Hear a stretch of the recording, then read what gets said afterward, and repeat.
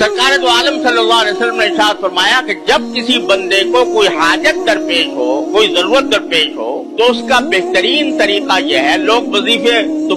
وظیفوں پہ بہت تعویذ گنڈوں پر بہت یقین کرتے ہیں، لیکن نبی کریم سرور دو عالم صلی اللہ علیہ وسلم نے جو طریقہ بتایا، آج ہر شخص ہم سے یہ پوچھتا ہے کہ بھئی فلاں کام کے لیے ہم کون سی دعا پڑھیں، فلاں کام کے لیے ہم کیا وظیفہ اختیار کریں، فلاں کام کے لیے تعویذ دے دیجئے، اور جب ہم ان سے کہتے ہیں بھئی ہمیں تعویذ گنڈے نہیں آتے، ہمیں وظیفے نہیں آتے، تو وہ سمجھتے ہیں یہ بیکار، انہوں نے اتنا بڑا مدرسہ قائم کر رکھا ہے، یہ جو ہے اس میں اگر تعویذ گنڈے نہیں سکھائے جاتے اور عملیات نہیں بتائے جاتے تو یہ کارخانہ بیکار کام کر رکھا ہے ان لوگوں نے، ان کو یہ پتہ ہی نہیں کہ یہاں کیا ہوتا ہے اور کیا پڑھایا جاتا ہے، لیکن لوگ اس پر فریفتہ ہیں۔ لیکن جو چیز رسول کریم سرور دو عالم صلی اللہ علیہ وسلم نے خود بتائی کہ جب تمہیں کوئی حاجت درپیش ہو، کوئی ضرورت پیش آئے، تو پھر کھڑے ہو جاؤ اللہ کے دربار میں، تنہائی 2 رکعتیں پڑھو جس کو صلاۃ الحاجہ کہتے ہیں، اور 2 رکعتیں پڑھ کر کہو لا الہ الا اللہ الحلیم الکریم، لا الہ الا اللہ رب العرش العظیم۔ اس کے بعد ایک اور دعا بھی ہے، اللہم انی اسألک موجبات رحمتک وعزائم مغفرتک ومنجیات امرک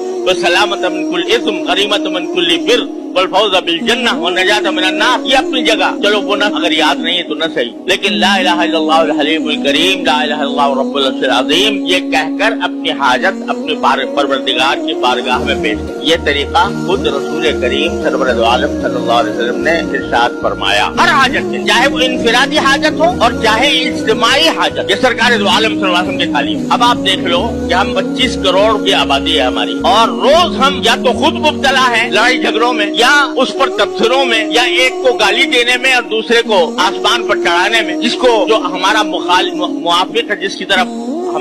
ہمارا رجحان ہے، وہ آسمان پہ چڑھا دیا، اور جس سے ہمیں دشمنی ہے اس کو اسفل السافلین میں گرا دیا۔ روز یہ کام تو کر رہے ہیں، لیکن یہ بتاؤ کہ اس 25 کروڑ مسلمانوں کی آبادی میں کتنے ہیں جنہوں نے نماز حاجت پڑھ کر اللہ سے مانگا؟ اگر میں یقین سے کہتا ہوں اللہ تعالیٰ کے بھروسے پر کہ اگر قوم اس طرف متوجہ ہو جائے کہ روز نماز حاجت پڑھ کر اللہ تبارک و تعالیٰ سے مانگے کہ یا اللہ ہمیں اس مصیبت سے نکال، تو مجھے اللہ کی ذات پر پورا بھروسہ، پورا یقین ہے کہ انشاءاللہ ہمارے حالات بدل جائیں، ہمارے سر سے یہ بحران ٹل جائیں، ہماری قوم انشاءاللہ فلاح یافتہ ہو جائے۔